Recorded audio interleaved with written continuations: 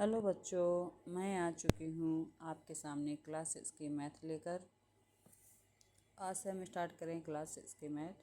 तो इधर उधर की बातें न करते हुए हम सीधे टॉपिक की बातें करते हैं।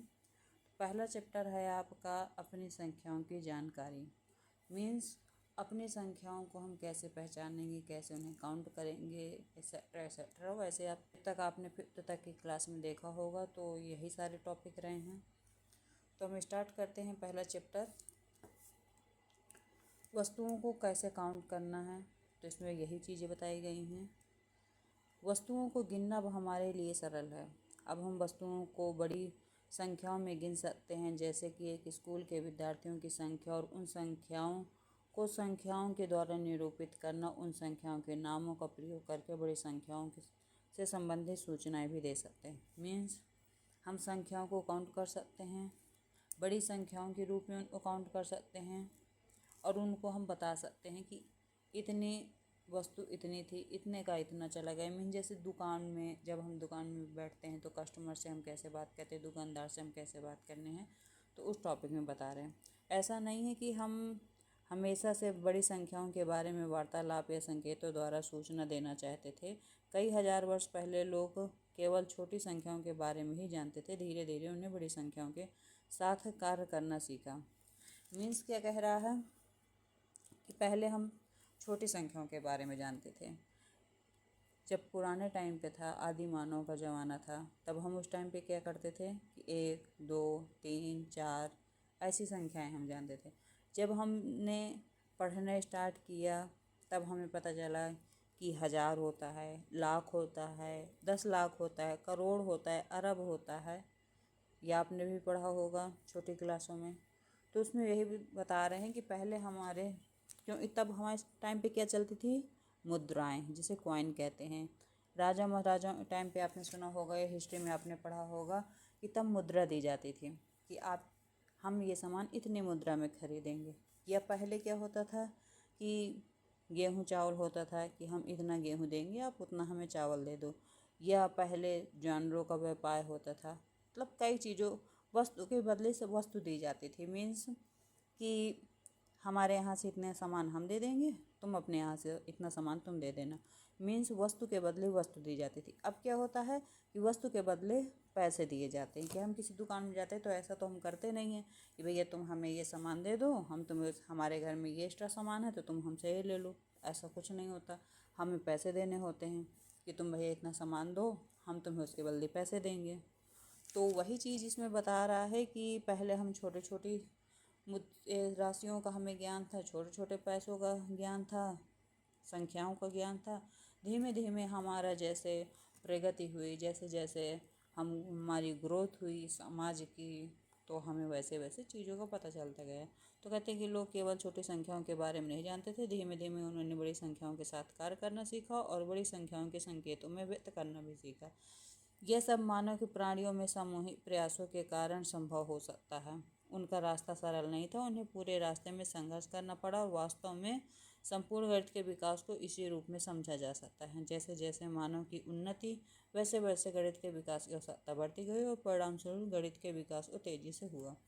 जैसा कि मैंने बताया, पहले हमें ऐसी चीज़ों की ज़रूरत नहीं थी, पर धीमे धीमे जैसा जैसा समय बढ़ता गया, हमें इन सब चीज़ों की ज़रूरत पड़ती गई। मीन्स जब से कंप्यूटर का ज़माना आ गया, तब से हमें इन सब चीज़ों की और ज़रूरत पड़ने लगी। पहले हमें इतनी खास ज़रूरत नहीं पड़ती थी, पर जब से टेक्निकल ज़माना है, तब से हमें इन सब चीज़ों की ज़रूरत पड़ने लगी।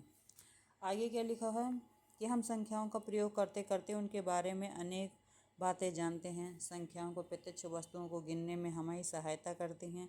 संख्याएं हमारी सहायता यह बताने में करती हैं वस्तुओं को कौन सा संग्रह बड़ा है, वस्तुओं में कौन से पहले दूसरे इत्यादि क्रम में व्यवस्थित करना है। संख्या मीन्स हमें संख्या क्या बताती है कि कौन छोटा है कौन बड़ा है। मीन्स संख्या नोटों में बताता है कि 10 का रुपये छोटा है, 100 का रुपये बड़ा है, 500 का उससे भी बड़ा है। तो ऐसे हमें संख्याओं में काउंट करना बताता है। इसके आगे वस्तुओं को गिनने में हमारी सहायता करता है कि जैसे बहुत सारी सी चीज़ें हैं, मीन्स इतने सारे गत्ते रखे हुए हैं, अगर हमें गिनती आती है, हमें काउंटिंग करना आता है, तो हम काउंट करके बता देंगे कि इस रूम पे 110 हैं, इस रूम पे 1000 हैं। मीन्स इस तरह हम बता दें। अगर हमें काउंट करने नहीं आता तो हम नहीं बता पाएंगे। तो कह रहे हैं वस्तुओं को संग्रह करने, बड़ा वस्तुओं को पहले दूसरे में व्यवस्थित क्रम करने, मीन्स आरोही और अवरोही। आपने सुना होगा ऑर्डर और डिसऑर्डर। तो ये चीज़ें भी हमें इसके आगे भी पढ़ने को मिलेंगी। वस्तुओं विभिन्न संदर्भों में अनेक प्रकार से प्रयोग किया जाता है। विभिन्न स्थितियों में सोचिए कि जहाँ जिन संख्याओं का प्रयोग करते हैं, भिन्न भिन्न 5 स्थितियों के लिखिए। और मीन्स यहाँ पे क्या कर रहा है, एक आप लोग को गेम दिया गया है कि विभिन्न स्थितियों के बारे में सोचिए जहाँ हम संख्याओं का प्रयोग करते हैं। मीन्स हमें कहाँ कहाँ का सोचना है कि जहाँ जहाँ हम संख्याओं का प्रयोग करते हैं। मीन्स जैसे एक रूम है, इस रूम में इतने सारे गत्ते रखे हुए हैं, तो हमें ये सब बताना है।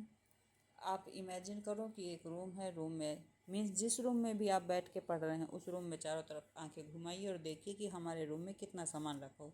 हर सामान को काउंट करिए और अपने दिमाग में सोचिए, जिससे क्या होगा, आपकी काउंटिंग पावर तेज होगी। मीन्स आप स्पीड से गिनना स्टार्ट कर देंगे। तो इसमें क्या कह रहे हैं कि विभिन्न स्थितियों के बारे में सोचिए जहां आप प्रयोग करते हैं और भिन्न 5 स्थितियों को लिखिए जिन्हें हम संख्याओं में प्रयोग करते हैं। इन संख्याओं के साथ कार्य करने में आनंद प्राप्त कर चुके हैं और इसके साथ योग, घटाना, गुणा, भाग संख्याएं भी होती हैं और अनुक्रम और प्रतिक्रम के रूप में लिखे जा चुके हैं, दे चुके हैं संख्या में साथ। मीन्स आपको कमेंट में क्या मेरे में बताना है, आपको बताना है कि आपके रूम में कितना सामान रखा हुआ है। मीन्स आपके जिस रूम में आप बैठे हुए हैं उस रूम में आपका कितना सामान है। तो ऐसी 5 जगह बतानी, अपने रूम की, अपने घर की, अपनी छत की, या जिस क्लासरूम में होंगे तो आपके क्लासरूम में कितने बच्चे हैं। आप जो बैग लेकर जाते हैं अपना स्कूल का, तो उस बैग में आप कितनी कॉपियाँ लेकर जाते हैं, कितने आप खाने में टिफ़िन में कितने पूड़ियाँ, कितनी पराठे, कितने सैंडविच सब लेकर जाते हैं। तो ऐसी 5 चीज़ें आपको काउंट करनी है, या आपके घर में कितने मेंबर हैं। ऐसी 5 चीज़ें काउंट करके आपको कमेंट में हमें बताना है। हम आपके बताएंगे कि आपने अपना काउंटिंग सही किया है या नहीं। ऐसे करने में आपको भी मज़ा आएगा। तो चलिए आगे बढ़ते हैं। रुचिपूर्ण बातें कर चुके हैं, ठीक है। रुचिपूर्ण मतलब क्या होता है, इंटरेस्टिंग बातें। मतलब इंटरेस्टिंग बातें हमारी हो चुकी है। हम जब काउंट करेंगे तो हमें इस चीज़ में मज़ा आएगा। तो इंटरेस्टिंग हो चुका है। अब आगे हमें करना है, इस अध्याय में हम कुछ समीक्षा तथा पूर्वावलोकन के साथ इन रुचिपूर्ण बातों को आगे कदम बढ़ाएंगे। संख्याओं की तुलना करनी है। चूँकि हम संख्याओं की तुलना पहले भी कर चुके हैं, आइए देखें कि क्या हमें याद है कि संख्याओं में कौन सी संख्या सबसे बड़ी है। तो इसमें 92 दिया गया है, मीन्स 92, 392 और 44, 56। तो ये बतानी, तो इनमें से आपको बतानी है कि इनमें से सबसे बड़ी संख्या कौन है, ये या ये इनमें से कौन सी बड़ी संख्या है। यहाँ पे आपको कमेंट में बताना है। नीचे दी हुई है संख्या है कि इसमें संख्या कौन सी बड़ी है।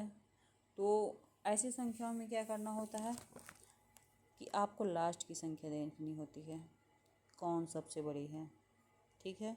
और सबसे पहली नंबर ये देखनी होती है कि इनमें से कौन से बड़े हैं। इसमें आप दोनों बताएंगे।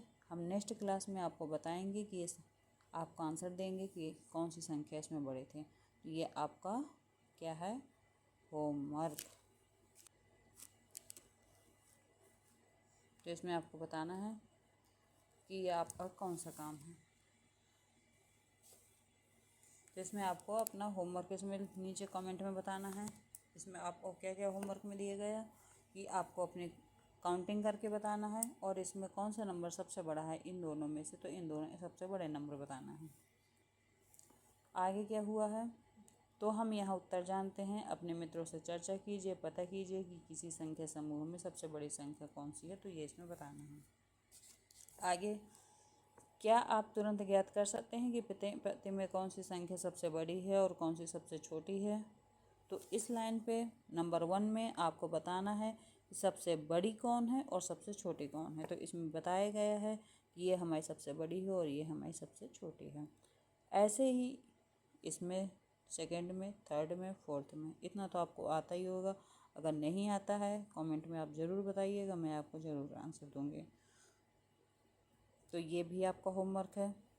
क्योंकि इसलिए नहीं मैं बता रही हूँ कि ऐसे कोई इतना बड़ा इशू है नहीं है इसमें कि ये आप पहचान नहीं पाएंगे, या आपको आप 6 में आ चुकी हैं, तो नॉर्मल सी बात है कि आपको इतना तो आता ही होगा।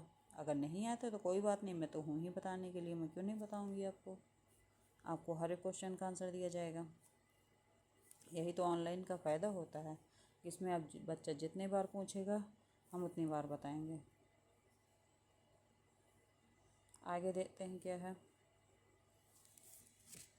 यहाँ हमने केवल अंकों की संख्याओं को देखकर ही उत्तर ज्ञात कर लिया है। संख्याओं की बड़ी संख्या अधिकतर 1000 में थी और सबसे छोटी संख्या सैकड़े में।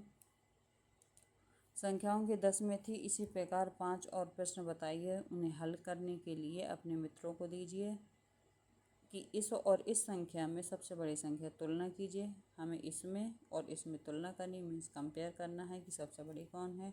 यहाँ तक कि अधिकतर कठिन नहीं है, दोनों संख्याओं के अंक समान है, दोनों 1000 में है, परंतु 1000 के स्थान पे अंक के स्थान पे अंक से बड़ा है, इसलिए ये सबसे बड़ी संख्या। अतः बताइए कि कौन सी संख्या बड़ी है, ये या ये। तो आपको बताना है कि इन दोनों में से संख्या कौन सी बड़ी है। संख्याएं समान बराबर हैं, साथ ही दोनों में 1000 स्थान पे समान अंक है। क्या हम जानते हैं कि पहले अगले अंक की ओर बढ़ते हैं, 100 के स्थान पर आने वाले अंकों को देखते हैं और 100वें स्थान पर 100वें के स्थान पे अंक से बड़ा, अतः 45 42 से 48 75 बड़ी है। तो इसमें कौन सा कह रहा है कि ये बड़ी है, ये बड़ी है। तो आपको बताना है कि 45 बड़ा है या 48 बड़ा है। अगर आपको ये पता चल जाएगा कि इन दोनों में से कौन सी बड़ी है, तो आपको ऑटोमेटिक पता चल जाएगा कि 48 बड़ा है।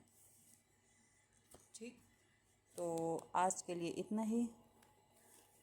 आपके लिए इतना होमवर्क है। नेक्स्ट क्लास में आपको हम बताएंगे आगे का चैप्टर जो आपको होमवर्क दिया है। तो होमवर्क आपको बताना है, ये आपका होमवर्क है। सॉरी, और आपका होमवर्क क्या है, आपका सेकेंड और थर्ड 3 होमवर्क है आपको। कमेंट सेक्शन में आप बताइएगा कि आपको ये क्लास कैसी लगी, आपको मज़ा आया पढ़ने में या नहीं आया, कैसी रही क्लास, प्लीज़ ज़रूर बताइएगा। नेक्स्ट हम आपको कुछ क्वेश्चन सॉल्व कराएंगे जिसमें आपको बहुत मज़ा आने वाला है। तब तक के लिए थैंक यू, बाय बाय।